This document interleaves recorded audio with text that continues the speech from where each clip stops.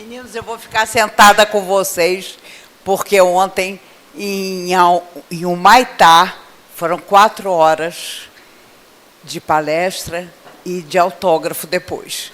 Aí as minhas pernas hoje acordaram sem me obedecer. Mas eu estava me lembrando que estive aqui há 1 ano atrás e eu usava bengala, Belinha. E eu a aposentei, porque ela estava mais famosa do que eu.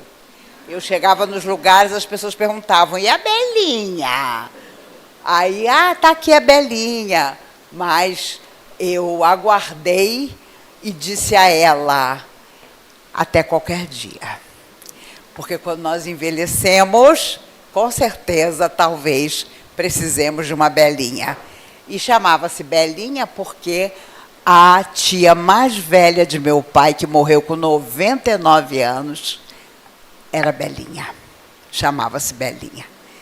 E durante 2 anos e 2 meses eu usei bengala, depois da cadeira de roda, ao sofrer, há 3 anos atrás exatamente, uma internação por uma bobagem, mas peguei no hospital uma bactéria chamada KPC. Fujam dela, porque ela mata 98% das pessoas. Eu fiquei nos 2% que não morreram, mas fiquei paralisada do pescoço para baixo por 7 meses, depois fui para o andador, depois para a bengala, e perdi 70% da minha audição dos 2 ouvidos. É uma coisa tão séria e as pessoas não falam sobre isso, porque é uma bactéria que existe nos hospitais e se você tiver falta de sorte, você entra em contato com ela. E é complicado porque ela causa sequelas. A minha, até hoje, ainda é andar devagar. Mas os médicos diziam à minha filha Mariana que eu nunca mais andaria. E minha filha, apesar de não ser espírita, dizia, não, a minha mãe vai andar para continuar a fazer palestra, que é o que ela fez a vida toda. Então, cada vez que eu me encontro à frente de um grupo amistoso como vocês, me sinto realizada, porque se a tarefa tivesse terminado, o KPC teria me levado. Quando o médico falou, olha, a senhora está entre os 2% que não morrem. Eu falei, meu filho, é porque cada um de nós tem o seu dia. Enquanto o nosso dia não chega, ninguém nos leva, porque ainda há coisas a realizar. E hoje, vendo vocês e vendo vocês colocarem ali na caixa os nomes para irradiação, não é assim? Eu me lembrei muito de que, há muitos anos atrás, na Comunhão Espírita de Brasília, onde eu cheguei com 15 anos de idade, fazíamos também isso. Mas era em cima da mesa que colocávamos os nomes para serem irradiados. Com o tempo, torna-se uma coisa tão automática que eu me lembrei do nosso bate-papo de hoje, que são promessas. Cada vez que você vai ali e coloca o nome de uma pessoa, os espíritos amigos da casa se comprometem a ir atrás dessa pessoa, saber como ela está, seja ela desencarnada ou encarnada. E uma vez, Dr. Bezerra de Menezes, essa alma magnífica, nos contou uma história na comunhão que eu passo para vocês. Era madrugada e é quando eles vão à casa das pessoas para, enfim, saber como estão as pessoas que nós colocamos aqui para irradiação. E o próprio Dr. Bezerra foi a um apartamento na Asa Sul de Brasília, chegou por volta das 3 horas da manhã e, para sua surpresa, havia na porta do apartamento uma grade energética impedindo a entrada de quem queria ajudar. Imagine um Bezerra de Menezes encontrar uma grade dessa. E eles olharam pela porta, não entraram, e o grupo que estava na sala da casa jogava cartas. bebidas em volta, muita comida em volta. E o dono da casa virou-se para os amigos e disse: podemos jogar, comer e beber à vontade, porque alguém que é da minha família levou meu nome para a comunhão espírita. E Dr. Bezerra nos contou essa história, não porque jogar, comer e beber fosse uma coisa ruim, mas o ambiente que há horas estava ali impediu que uma equipe desencarnada, comandada por Dr. Bezerra de Menezes, pudesse socorrer o dono da casa. Então, quando nós, porventura, colocarmos o nome de alguém para irradiação, sendo uma pessoa encarnada, vamos comentar com ela, en passant, que nós costumamos colocar o nome dela no centro espírita. Não é para ela ficar o tempo todo vigilante, mas para saber que, de vez em quando, ela vai receber, sim, a visita dos irmãos desencarnados, enfermeiros interessados em auxiliar. Quantas vezes prometemos e não cumprimos? E muitos dos nossos sonhos que não se tornam realidade hoje são consequência do que prometemos em vidas passadas e não levamos adiante. Uma vez um pai jovem levou a filha cega, surda, muda e paralítica para que Chico Xavier a abençoasse. E ele a carregava com todo cuidado no colo e disse: Chico, nos abençoe, porque eu estou levando a minha filha, que tem tantos problemas de saúde, a São Paulo para ver se ela pode receber ajuda. Chico abraçou a menina, abraçou o pai, ele se afastou e Emmanuel disse a Chico: no século XIII, esse pai de hoje era um menestrel conhecido.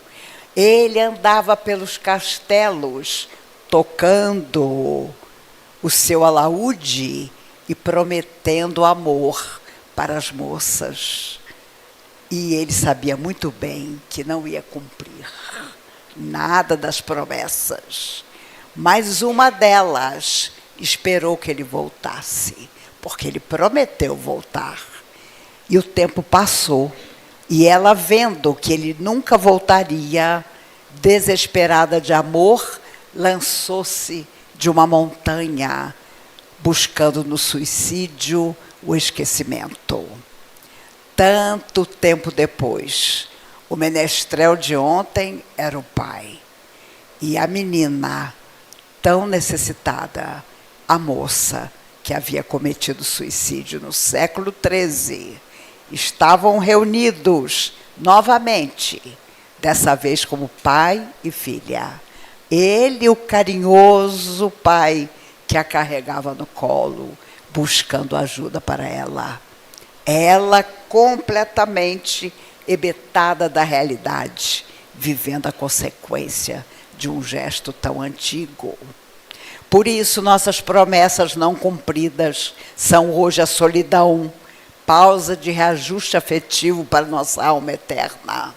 São as coisas que nós buscamos e que nunca vêm para nós. São as nossas boas intenções que chegam de forma equivocada ao outro. Vocês já não tiveram uma época, um momento, em que você fala uma coisa e chega no ouvido da pessoa de outro jeito?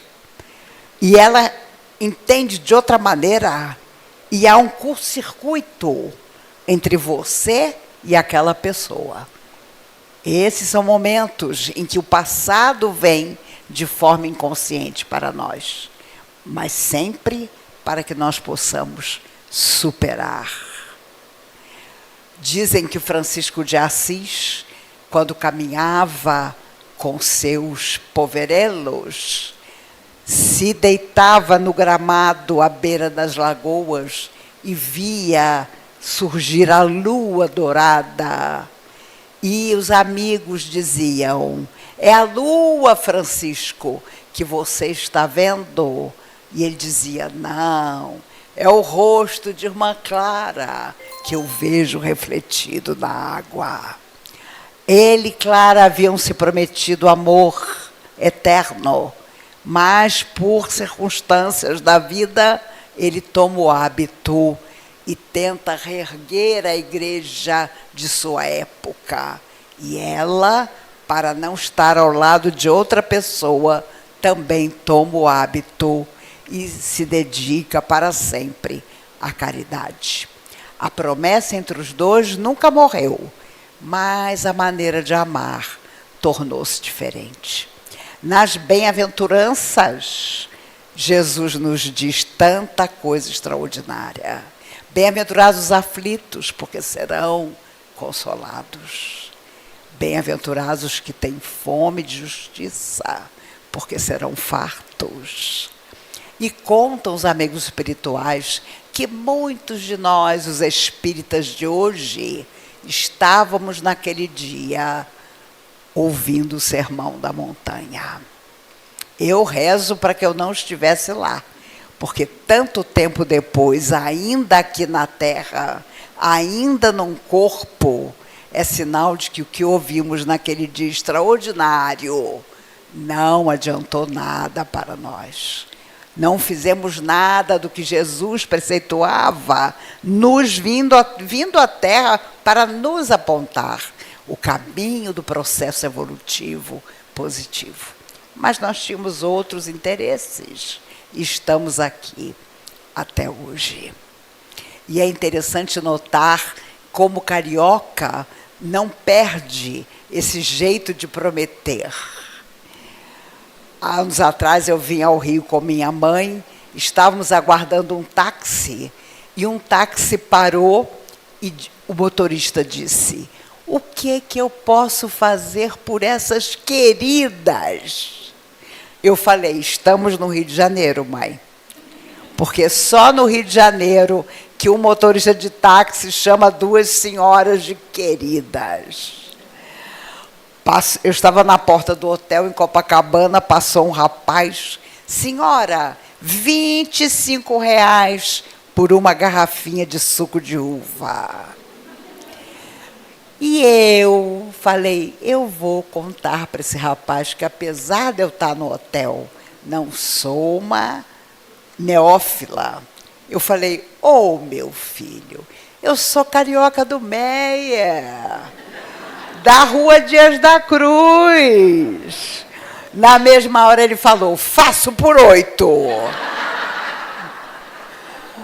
Eu pensei comigo: que bom voltar ao Rio de Janeiro, o único lugar do mundo, e olha que eu viajo à beça, o único lugar do mundo onde você encontra alguém, a pessoa te conta a vida inteira, te abraça e diz: aparece lá em casa, e nunca te dá o endereço. Isso é puro Rio de Janeiro, é puro carioca. Nós vimos vindo, eu e minhas amigas, lá de Copacabana, e eu olhando as placas. Madureira. Gente, meu pai tinha uma tia em Madureira que ninguém visitava. Água Santa, minha infância foi em Água Santa, porque minha avó e meu bisavô moravam em Água Santa. E moraram até morrer. Copacabana. Pegávamos o Mer Copacabana quando éramos bem pequenas e íamos até a praia de Copacabana. Minha mãe não confiava em nada que se vendia na praia. Então, vocês imaginam a matula que ela levava. Ela e minha tia Albaniza, minha mãe ainda está na terra, minha tia Albaniza já partiu, elas se comunicavam no ônibus à distância. A tia Albaniza tinha 3, minha mãe tinha eu e minha irmã. E era uma vergonha que nós passávamos. Porque o caminho todo de Copacabana de volta para o Meia, na Rua Dias da Cruz, onde morávamos, o prédio está lá até hoje, o edifício Fortuné, 597, elas se falavam dentro do ônibus: Albaniza, tem banana ainda aí? Nós morríamos de vergonha. mas elas não tinham problema nenhum de passar o tempo todo da viagem falando uma com a outra. Sempre voltava o ônibus lotado. Quando eu tinha 7 anos, o exército disse a meu pai: ninguém quer ir para Brasília. Nós vamos transferir você para Brasília. Daqui a 2 anos, nós te trazemos de volta. Meu pai acreditou na promessa. Foi há 60 anos atrás. E nunca mais voltamos. Mas todo ano, de férias, vínhamos e meu pai começou a perceber que o Rio de Janeiro, de que ele sentia saudade, não existia mais. Ele era da 24 de maio, no Riachuelo, imagine. Minha mãe de Água Santa, nós morávamos no Meia, tudo tranquilidade. Fomos para Brasília, tinha onça, tinha cobra. Mas eram só 2 anos. 2 anos iam passar depressa. Meu pai desencarnou há 24 anos, está enterrado no Campo da Esperança, em Brasília.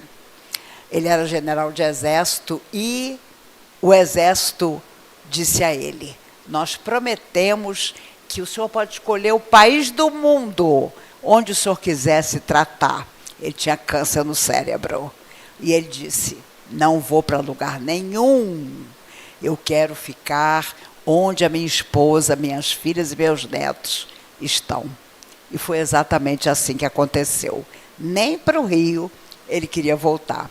Inclusive, uma vez bateram no carro dele, porque ele chegava aqui no Rio e obedecia todos os sinais. E ele descobriu que as pessoas que vinham no trânsito não obedeciam nada. E ele ainda era aquele carioca que obedecia tudo. Quando nós voltamos ao mundo espiritual, depois da chamada morte física, os espíritos nos apresentam sutilmente as promessas que fizemos antes de vir à Terra. E aí nós vamos fazer a comparação do que prometemos e do que realmente fizemos. Hoje parece uma bobagem, mas o Dr. Bezerra de Menezes diz que esse é um momento complicado, porque prometemos muito para vir à Terra, para ter um novo corpo, e quando retornamos, aí ficou difícil. Uma amiga uma vez procurou orientação e Dr. Bezerra disse a ela: minha filha, ela estava se divorciando depois de muitos anos de casamento. Ela tinha tido 4 filhos. Ela era uma moça rica, se apaixonou pelo motorista do pai. Se casaram. O pai e a mãe não aceitaram o casamento desigual, mas ela foi muito apaixonada pelo marido. O marido nem tanto por ela. Ela descobriu que ele havia prometido ser fiel a ela, como todo homem promete quando se casa, e ele tinha tido um romance com todas as amigas dela, menos comigo. Fui a única amiga que não teve um romance com ele. Aí não deu. Ela se separou. Mas ela foi se queixar aos espíritos amigos. Como aquilo tinha acontecido, se ela era tão apaixonada? Então os espíritos contaram que no mundo espiritual, antes de vir para essa vida, ela disse: eu quero casar com ele. E os espíritos amigos, mentores dela: olha, minha filha, ele não vai ser com certeza o companheiro que você pretende. Não, mas eu quero ele. 2 filhos. Não, eu quero 4. 2 filhos eram mais do que suficiente. Ela quis mais 2, justamente os grandes adversários da vida dela. E vieram os 4. Então ela chorava e um amigo espiritual me disse: hoje ela lamenta, mas antes de vir à Terra, ela implorou de joelhos, em lágrimas copiosas, a vida que encontrou aqui. E agora é tarde. Um dia, em algum lugar, eles vão todos recomeçar. Mas recomeçar não é fácil. porque nós temos o nosso passado em forma de presente dentro de nós, e os outros também têm. Então, primeira coisa, se o pai e a mãe que tivemos não foi o pai e a mãe que pretendíamos, vamos entender. Eles foram o pai e a mãe que foram capazes de ser. Até porque, por ligações de outras vidas, nem sempre é sutil, é nobre, é tranquilo a nossa relação com nossos pais. Mas existem promessas tão firmes que a nossa alma inteira promete. E aí fica muito marcado que nós devemos cumprir. O primeiro-ministro britânico Winston Churchill disse quando Hitler, durante a Segunda Guerra, afirmou: só falta dominar a Inglaterra. Ele tinha praticamente a Europa inteira dominada. E o primeiro-ministro, gordinho, fumava charuto à vontade, disse: nós nunca nos renderemos. Nós vamos lutar nas praças, nas ruas, nas casas, nas escolas. Nós nunca nos renderemos. E nunca se renderam. E foi a partir dessa coragem dos ingleses que a Europa começou a lutar contra aquele ditador que queria o mundo. E, finalmente, depois de 6 anos de coisas terríveis, a Segunda Grande Guerra acabou. Aquela promessa ele realizou. E contavam os amigos de Hitler que a pessoa que ele mais odiava no mundo era justamente o primeiro-ministro inglês. Porque aquele nunca nos renderemos fez com que todas as pessoas dominadas pelo nazismo dissessem: então eu também não vou me render. Por isso, quando Jesus, a alma mais perfeita que já veio à Terra, chegou, foi para nos apontar o caminho da perfeição. Foi para nos dizer que era preciso ser digno, reto, nobre, por mais que nos custasse, para que um dia, retornando à verdadeira existência fora da matéria, nós pudéssemos não lamentar o nosso destino, mas saber que tudo tinha e tem a sua razão de ser. Hoje, com a falta de memória que a bactéria me causou, de vez em quando eu tenho que olhar o papel. Aí as pessoas dizem: Maíse, com 68 anos, você já está velhinha. Eu digo: estou mesmo. É falta de memória, dificuldade para andar, mas tudo isso tem a sua lição. E depois da minha geração, com certeza, esta geração mais jovem faz com que nós tenhamos até vergonha de nós, porque eles sabem que exercício, uma alimentação regrada, ser feliz, importa muito. Mas, apesar disso, o índice de suicídios de jovens no mundo inteiro aumenta cada vez mais. Há alguma coisa que está faltando a essas pessoas que se cuidam tanto, mas esquecem de olhar o próprio coração. Irmã Dulce vivia num monastério em que, para ganhar dinheiro, as freiras alugavam determinados pedaços do grande terreno que o convento possuía. E havia um galinheiro no meio que cabia muita galinha. E um produtor pediu para alugar para 100 galinhas que ele tinha. E eles permitiram que o galinheiro fosse usado pelas 100 galinhas. O produtor disse: daqui a 2 meses eu volto para pegar todas as galinhas. Mas irmã Dulce tinha feito uma promessa a si mesma. Ela não deixaria ninguém dormir na rua e nem passar fome. Então ela trazia para dentro do convento as pessoas que a própria família muitas vezes abandonava na rua. Nem preciso dizer a vocês que um dia faltou comida. E ela, então, teve uma ideia brilhante. 2 meses depois, quando o produtor chegou procurando as 100 galinhas que ele ia vender, ela vira-se para ele e diz: suas galinhas encontraram o destino delas. Elas tinham um destino. E aqui conosco elas encontraram. Foram todas cozidas para alimentar as pessoas que nós tiramos da rua e trazemos para cá. O produtor ficou desesperado e ela tranquila, porque ela havia prometido. O ex-presidente Getúlio Vargas, no auge da crise que enfrentava em 1954, disse à sua filha Alzira, sua única filha mulher, que era sua grande afinidade: eu prometo, Alzira, que eu não vou tirar a minha vida. Mas dizia aos jornais: só morto eu sairei do Palácio do Catete.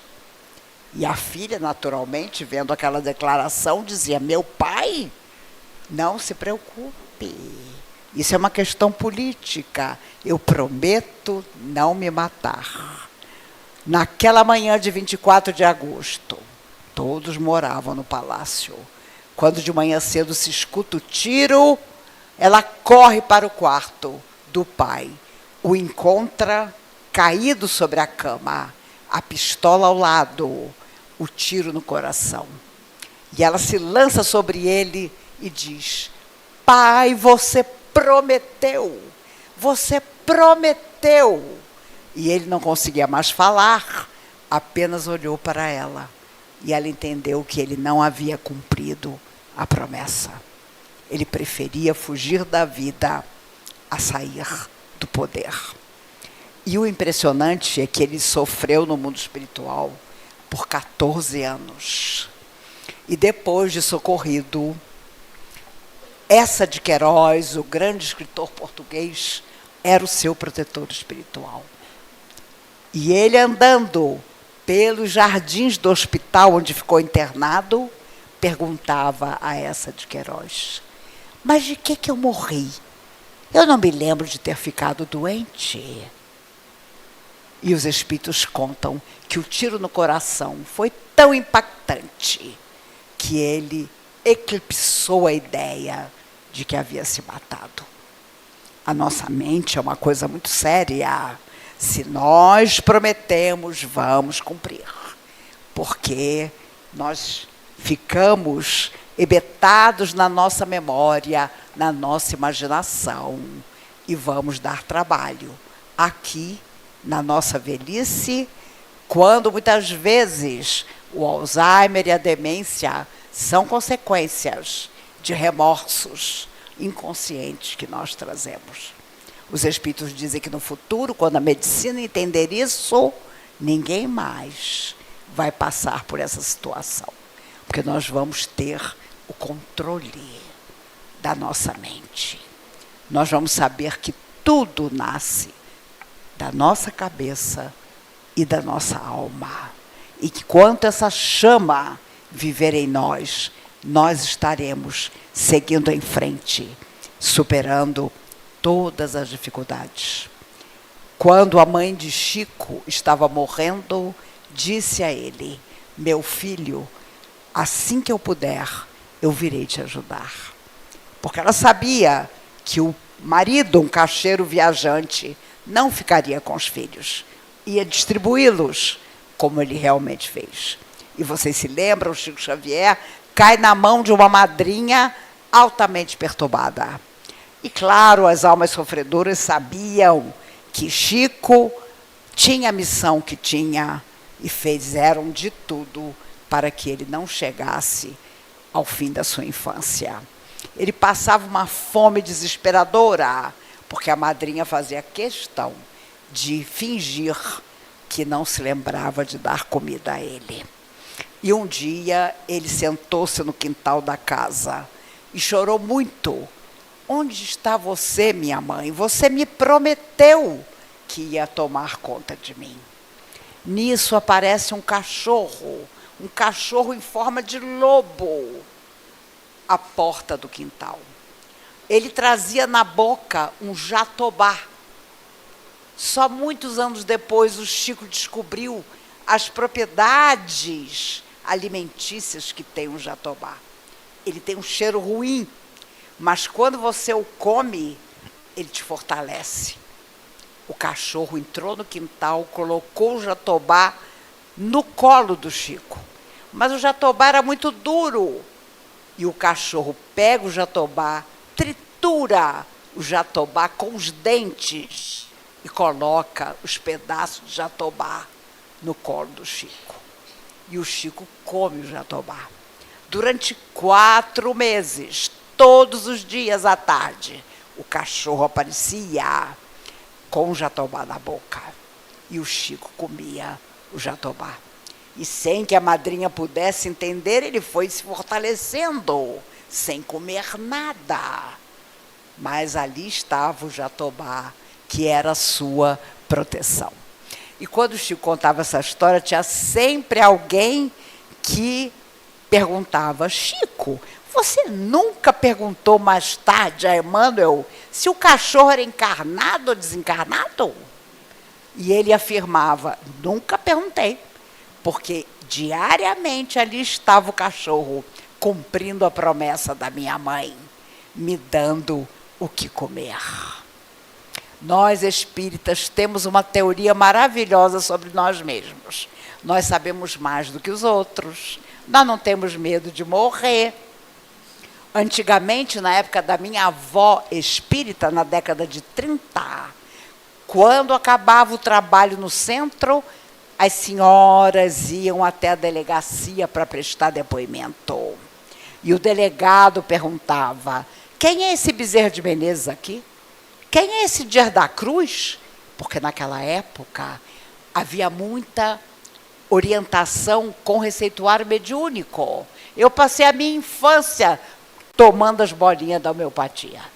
Porque minha avó tirava para mim, para minha irmã, para todo mundo da família. E rigorosamente ela colocava em cima de uma arca na sala com os horários, para que não se esquecesse de dar a bolinha para ninguém. Eu adorava, porque tinha gosto de açúcar.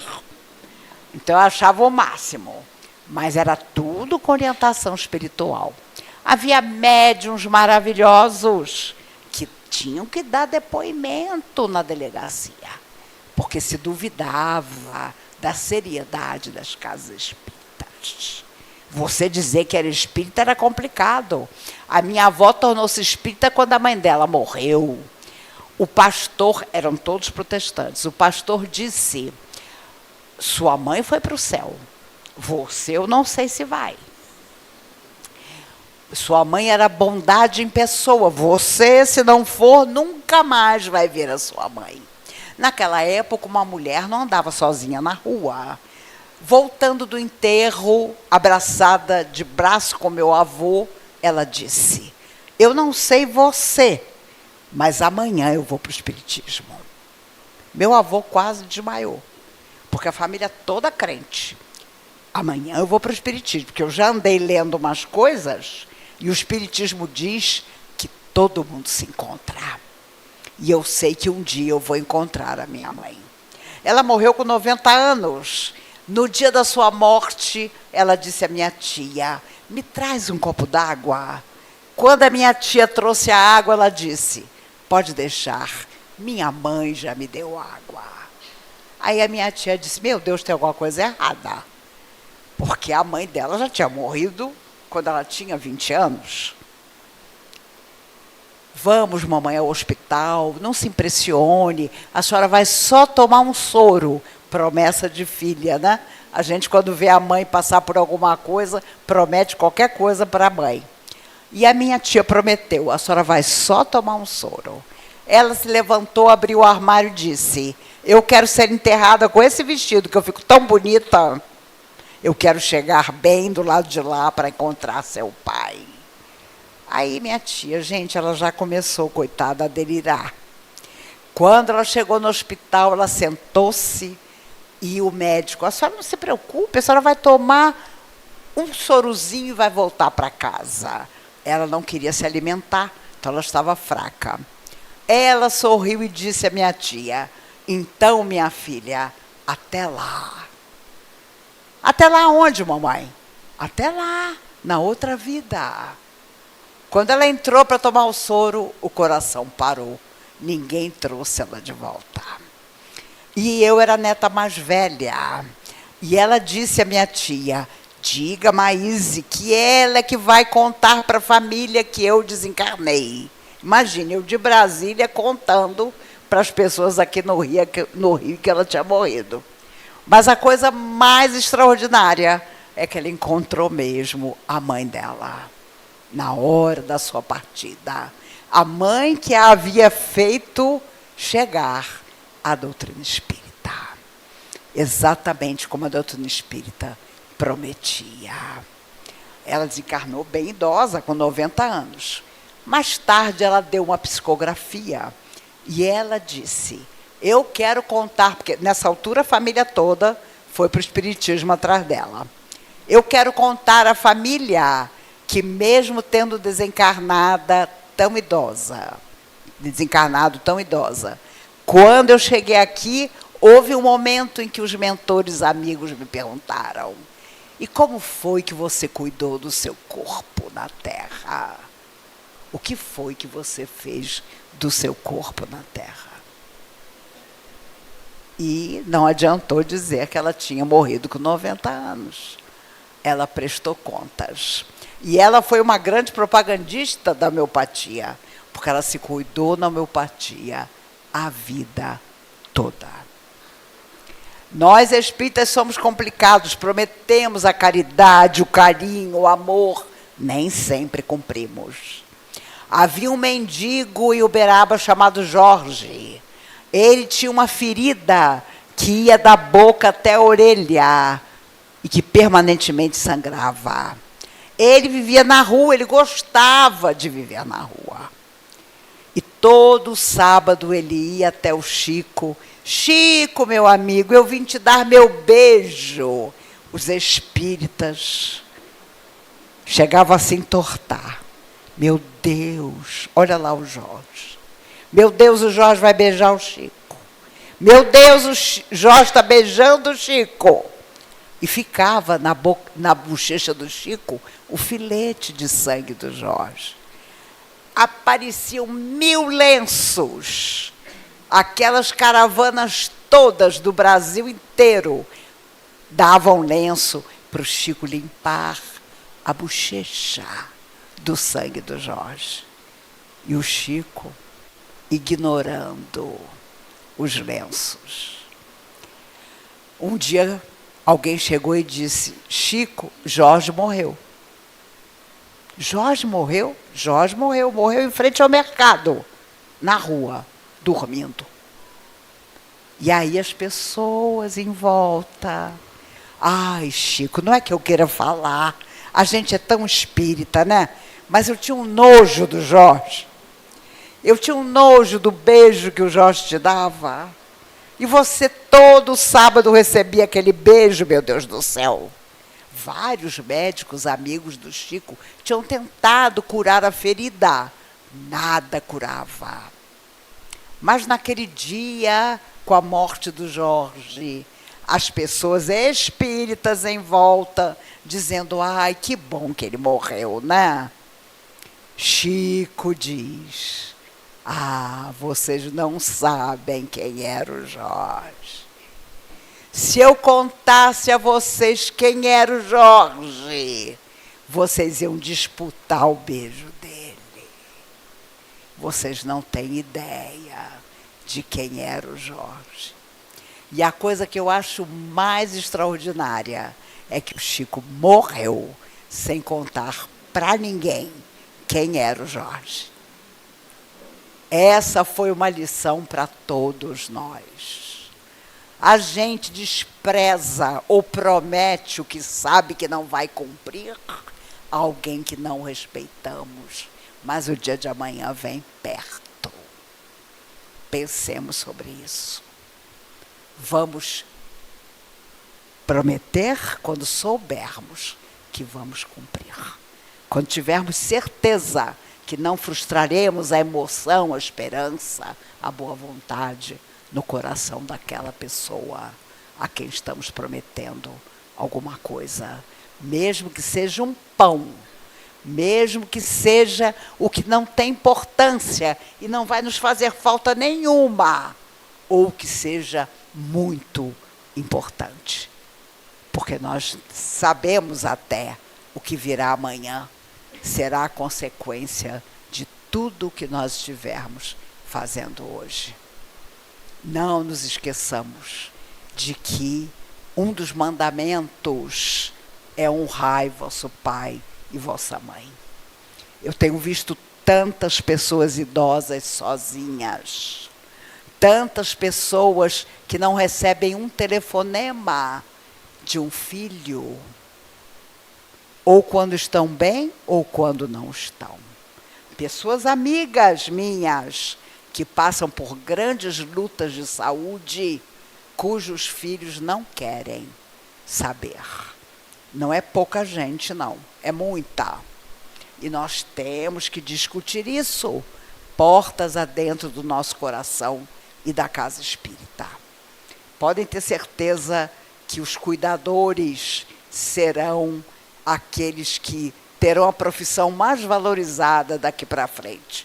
Porque muita gente vai preferir ausentar-se, mas ter um cuidador que cuide do seu pai ou da sua mãe. Eu disse à minha única filha, Mariana, que cuida tanto de mim: Mariana, eu não vou estar aqui na sua velhice, como é que vai ser? Ela disse: não tem problema, mãe, eu compro 2 robôs. E o meu genro disse: e eu? O que eu vou estar fazendo? E minha filha sabiamente respondeu: você vai estar morto, porque você não faz check-up. Como todo homem de 40 anos, meu genro foge de check-up, que é uma loucura, porque eles acham que eles não morrem porque tem 40 anos. Mas o meu cardiologista me deu uma notícia maravilhosa outro dia: você já passou há muito tempo do risco de ter um infarte. Porque hoje quem está infartando são os jovens de 20 a 40 anos. Porque eles querem tudo da vida num segundo. O mundo promete tantas coisas e eles querem tudo, mas sem saber se tem condições emocionais para isso. Ele me contou que há pouco tempo, lá no Hospital Santa Lúcia, em Brasília, apareceu um rapaz, 30 e poucos anos, desesperado de falta de ar. E quando ele examinou o rapaz, ele disse: o senhor fique calmo porque o senhor, apesar de moço, está tendo um infarte. Ele, sem se impressionar, disse para o meu médico: eu sei que eu estou tendo um infarte. E o senhor sabe por quê? Porque lá no estacionamento do hospital, eu estacionei um BMW, mas o que eu quero mesmo é um avião. Nesta frase de tanta ambição, ele explicou por que ele estava infartando. Nós também fazemos promessas ao nosso corpo físico. Vamos cuidar bem de você, vamos ao médico para descobrir com antecedência o que podemos solucionar. E as promessas não cumpridas cobram um preço muito alto. Por isso, façamos nossa própria vida, sem esperar que o outro venha a nos amparar. Porque pode ser que ele não venha. Isso é muito sério, porque é claro que nós temos uma série de considerações sobre a vida do outro, mas sobre a nossa vida, muitas vezes, nós deixamos passar. Então, vamos prometer hoje que nós vamos cumprir as promessas que fizermos ao coração dos outros, para que dessa vez a nossa vida seja realmente uma vida produtiva. Fazendo palestra há tempos atrás, eu ouvi um murmúrio na plateia. por causa das marcas que eu tenho no meu braço. E alguém comentou, ela deve ter um marido que bate nela. Eu imediatamente interrompi e falei, minha filha, não tenho não. É que isso aqui se chama fragilidade capilar. Você tira sangue e fica meses com a marca. Você bate numa maçaneta, é tiro e queda. Parece que alguém bateu em você. Tudo tem seu motivo. Tudo talvez seja para que sejamos mais simples, mais humildes do que conseguimos ser. Mas nós somos pródigos em pensar na vida do outro, nos esquecendo da nossa vida. Nós ficamos imaginando como é que o outro vive, ama, perdoa, serve. E nos esquecemos de fazer tudo isso para a nossa existência. Então, numa manhã de domingo extraordinária como essa, que nós possamos pensar. E pensar nós vamos sentir. E sentindo, com certeza, nós vamos compreender. E compreendendo o outro e a nós mesmos, nós vamos acertar sempre. Eu autografei aqui para a querida amiga o Minuto com Maíse, que é um livro hoje esgotado. Mas eu trouxe um livro que fiz e lancei na Biblioteca Nacional em Brasília em maio último, e que se chama Aquele Tempo Entre Nós, em que eu e minha filha Mariana, psicóloga clínica, mas que cuidou de mim quando eu tive minhas dificuldades, e ainda tenho, contamos. Ela fala em metade do capítulo e eu em outra metade. O que foi estarmos juntas em horas difíceis. Fiquei morando na casa dela 7 meses. E é interessante porque ela fazia absolutamente tudo para mim. Chegou uma hora que ela estava exausta. Então eu tive 3 cuidadoras magníficas que eu detestava. Porque senta, levanta, aprende de novo a sentar e levantar, aprende de novo a andar, aprende de novo a cortar a comida. Eu não tinha força para cortar um pé de alface. Um dia no café da manhã eu virei para ela e falei, como é mesmo o nome da minha médica? A memória tinha sumido. Aquilo que não interessava, eu não lembrava. Por exemplo, o nome da médica. Meu pai, quando teve câncer no cérebro, o primeiro sintoma foi esse. Ele contava o que ele tinha feito com detalhes no dia que Getúlio Vargas morreu. Ele já era militar, tinha 18 anos. E aí eu ficava satisfeita, meu Deus, papai está melhorando. Está lembrando de 1954. Ele virava para mim e dizia, nós já almoçamos hoje? Já, papai. O que foi que eu comi? E aí você via que não tinha jeito. Que o tumor tinha atingido a memória. E no livro, Aquele Tempo Entre Nós, a gente conta exatamente isso. Não ficou um livro triste, não. Ficou um livro engraçado até. Tem uma playlist de músicas que você pode acessar. Eu nunca tive celular nem computador. Foi invenção da minha filha. Tem desde Patufu até Frank Sinatra cantando My Way. Porque My Way devia ser um hino nacional. Eu fiz do meu jeito. E eu desejo, sinceramente, que um dia nós cheguemos à verdadeira existência. E seja como tenha sido nossa vida, nós possamos dizer, eu fiz do meu jeito. Isso é extraordinário. Seja o que for que façamos, as escolhas são sempre nossas, porque as consequências são nossas também. Eu desejo que vocês sejam cuidados, como eu fui cuidada pela minha filha, quando precisei. E, psicóloga que ela é, para me incentivar, ela disse, vamos reformar o seu apartamento. E o médico dizia que nunca mais eu ia morar sozinha.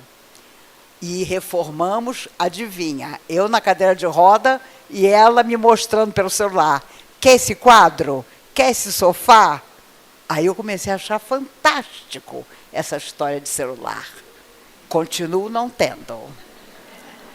Mas achei fantástico os outros terem. E no final ela disse, você vai voltar para sua casa, para morar sozinha. Que cor você quer nas paredes? Eu falei, cor-de-rosa. Aí os amigos, que vai ficar horroroso. Ficou lindo. Quando eles chegam lá, acho que vou pintar minha casa assim também. Isso é que é o maravilhoso. E agora, 2 vezes por semana, professor de Pilates. E eu digo a ele, quando ele chega lá em casa, você sabe que eu te detesto, né? Com aquele sorriso. Você sabe que eu te detesto, mas eu preciso de você. Nem tudo na vida é maravilhoso, mas sempre necessário. E eu pedi a ele um presente de Natal, que ele autorize que eu faça a última coisa. Coloque na sala um tapete peludo cor-de-rosa. E por isso eu faço exercício para não escorregar no tapete. Mas eu já soube que tem umas coisas, umas ventosas, que seguram o tapete, que nem que você queira morrer no tapete, você consegue. Então, eu já estou satisfeita, porque faço exercício e, se Deus quiser, o meu presente de Natal vai ser o tapete peludo cor-de-rosa. E eu desejo demais que um dia, voltando à verdadeira vida, nós possamos encontrar alguém que diga, bem-vindo, amigo. O mundo ficou um pouco melhor, porque você viveu nele. É o que eu desejo a todos nós. Muito obrigada por me receberem mais uma vez. Não virei ao Rio de Janeiro em 2026, porque o ano já está todo ocupado com viagens para outros lugares. Mas em 2027 eu venho. E vou passar 1 mês, ao invés de 20 dias, como agora. E Cosme, o amigo que faz a minha agenda aqui no Rio, que é de Vila Isabel, me perguntou, Maíse, já tem 16 centros para você falar em 2027. Eu falei, tem uma ideia melhor? Fiquei sabendo essa semana que o campo do Vasco da Gama vai ser reformado. Me coloca no campo do Vasco da Gama e vamos juntar todo mundo num lugar só. E me lembrei tanto de Getúlio Vargas.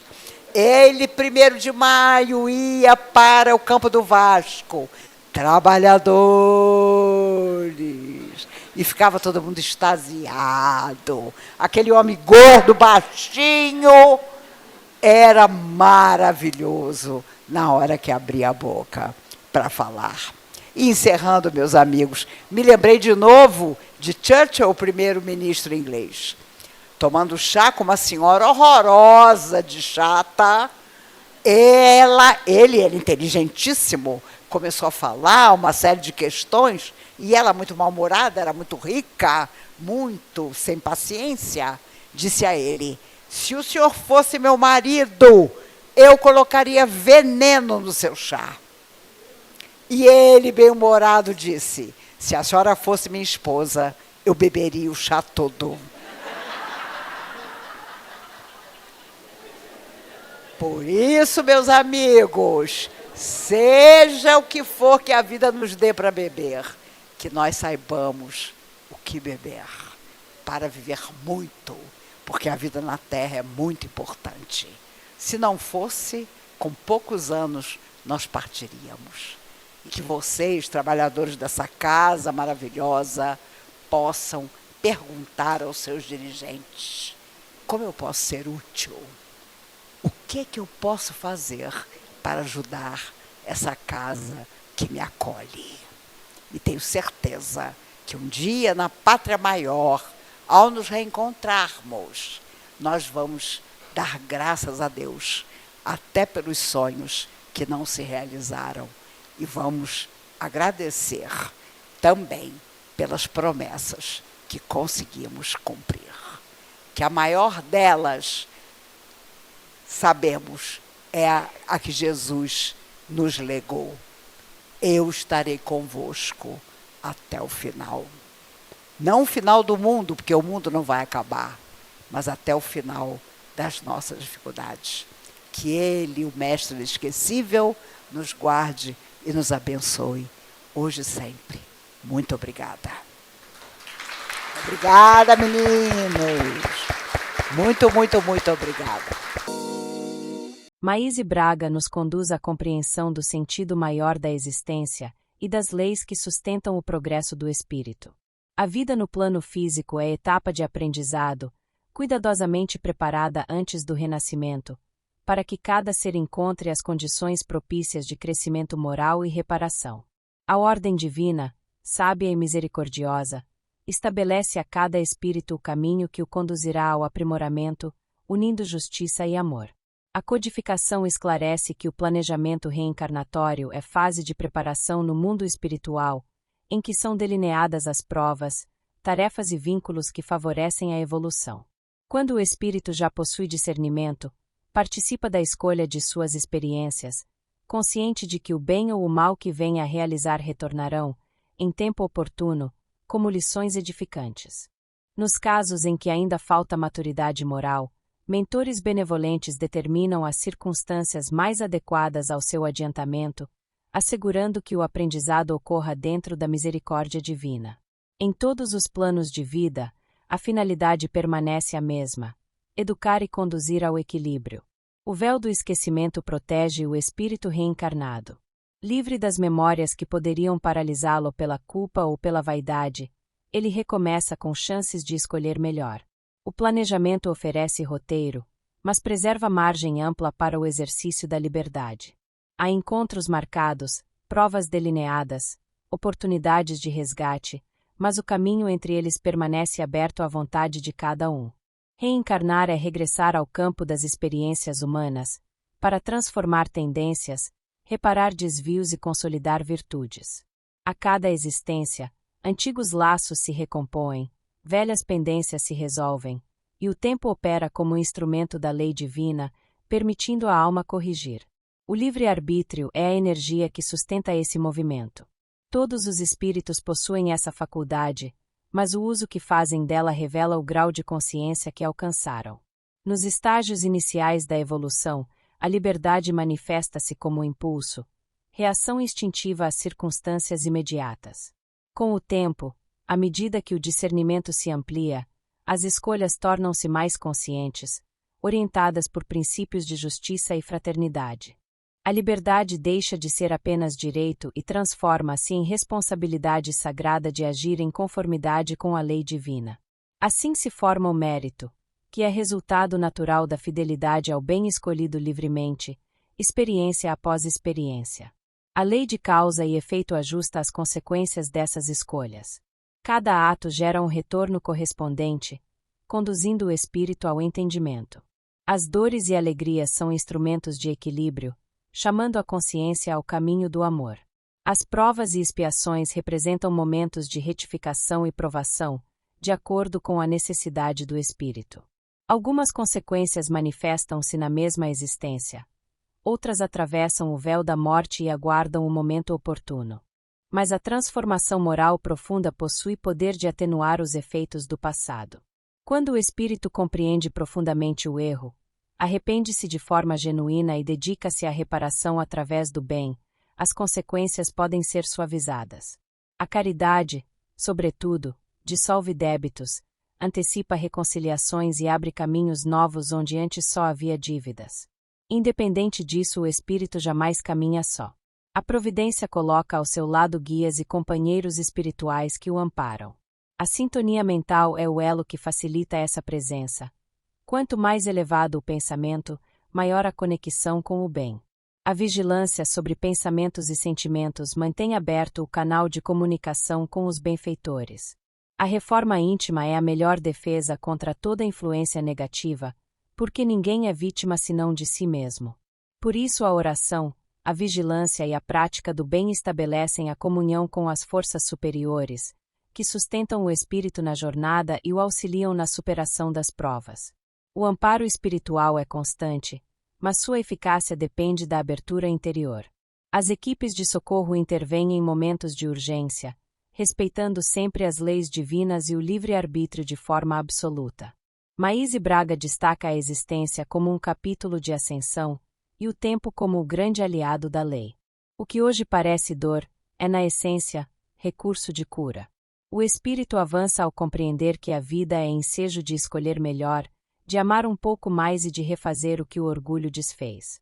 Que possamos viver com consciência e serenidade, reconhecendo na liberdade a expressão da responsabilidade, e nas leis divinas, o convite à elevação. Porque a verdadeira harmonia nasce quando o espírito, compreendendo o propósito da vida, alinha sua vontade à vontade de Deus.